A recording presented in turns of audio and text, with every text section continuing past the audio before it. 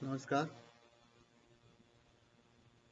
हमारा टॉपिक है खानवा का युद्ध 16 मार्च 1527।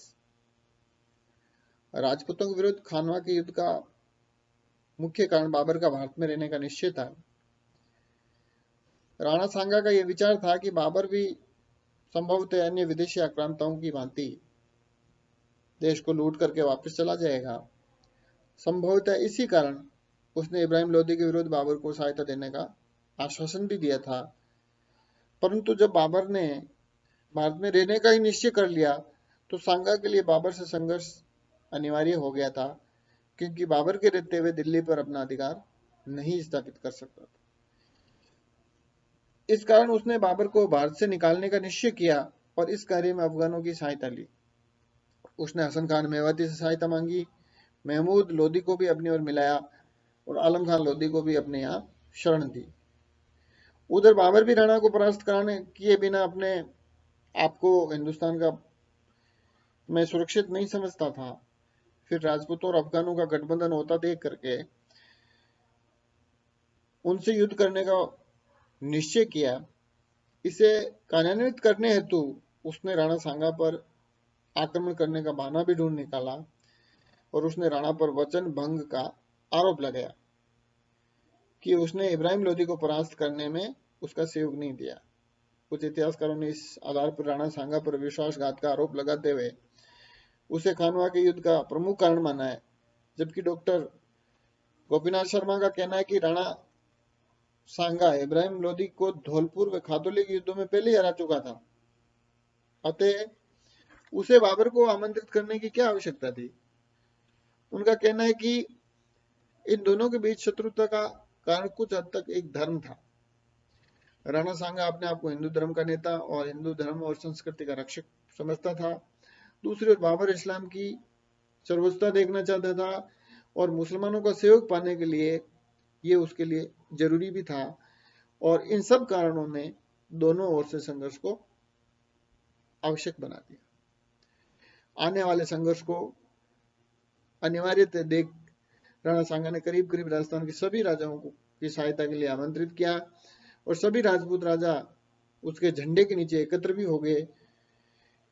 हिंदू राजाओं के साथ ही अनेक अफगान सरदार भी जो बाबर को हिंदुस्तान से बाहर निकालना चाहते थे उससे आ मिले।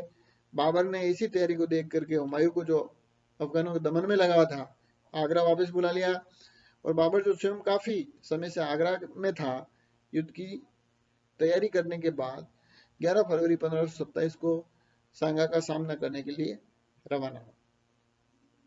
उधर सांगा जनवरी के अंत में ही युद्ध के लिए चित्तौड़ से प्रस्थान कर चुका था।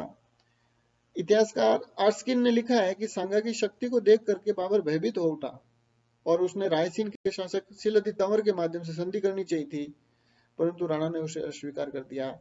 अब सांगा बयाना के सैनिक महत्व के दुर्ग की ओर बढ़ा, जिस पर बाबर ने अधिकार कर लिया था। कुछ ही समय में राजपूतों ने बयाना पर अधिकार कर लिया। मेहंदी ख्वाजा और अन्य अफसर कुछ बचे हुए सैनिकों के साथ भाग करके बाबर के पास पहुंचे, जिन्होंने राजपूत सेना की भीषणता और वीरता की भूरी भूरी प्रशंसा की। स्वयं बाबर अपने आत्मकथा में लिखता है कि इन लोगों ने राजपूतों की वीरता की चर्चा कर सेना के अंदर सनसनी फैला दी। बाबर ने सिकरी में अपना पड़ाव डालने के लिए अब्दुल अजीज के नेतृत्व में 1500 सैनिकों का एक दस्ता आगे भेजा, किंतु वे भी राणा के दस्ते के हाथों कुचल दिया गया।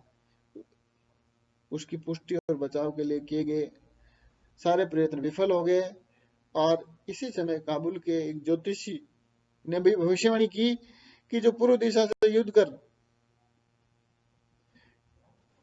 इस ज्योतिषी काबुल का जो ज्योतिषी है उसने भविष्यवाणी की कि जो पूर्व दिशा में युद्ध करने जाएगा उसकी पराजय होगी। इससे मुगल सेना को और भी ज्यादा भयभीत हो गई।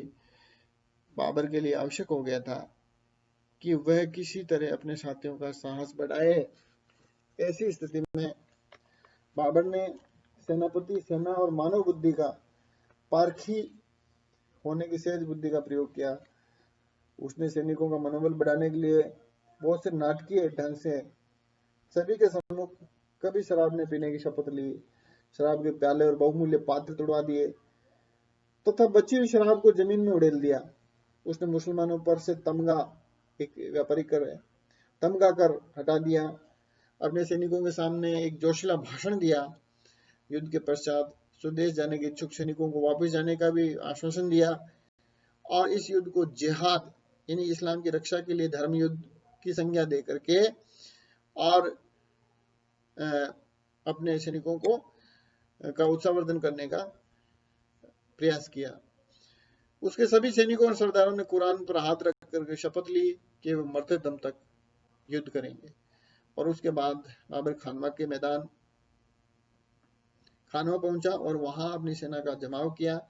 कुछ समय बाद राणा सांगा भी अपनी सेना के साथ वहां पहुंचा और 16 मार्च 1527 को सुबह करीब 9:30 बजे के लगभग यह युद्ध शुरू हो गया और संध्या होते तक चलता रहा। बाबर ने वही नीति अपनाई जो उसने पानीपत के प्रथम युद्ध में अपनाई थी।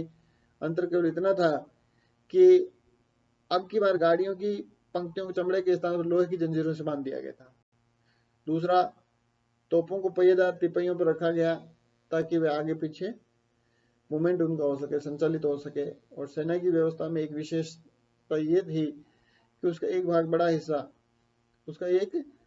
बहुत बड़ा हिस्सा पीछे छोड़ रखा था ताकि समय पर वे काम आ सके। बाबर सेना के मध्य भाग का, हुमायूं दाहिने भाग का और मेहंदी ख्वाजा बाएं पार्श्व का संचालन कर रहा था। रशब्रुक विलियम ने कहा, या उसका ये कहना गलत है कि बाबर और राणा सांगा की सेनाओं का अनुपात 1:8 का था। एल श्रीवास्तव का कथन है, वो ज्यादा तर्कसंगत लगता है हमें, कि यह अनुपात 1:2 का था। यानी बाबर की सेना लगभग 40,000 और सांगा की सेना लगभग 80,000 थी। सांगा ने अपने सैनिकों को मुगलों पर आक्रमण करने का आदेश दिया और राजपूतों ने परंपरागत युद्ध शैली को अपनाते हुए मुगल तोपखाने और घुड़सवारों पर साहस और शौर्य से मुकाबला किया। पहले तो अपनी संख्या और वीरता के बल से राजपूत जीतते हुए मालूम है, किंतु शाम को लड़ाई का रुख पलट गया और राजपूतों की बड़ी बुरी हार हुई।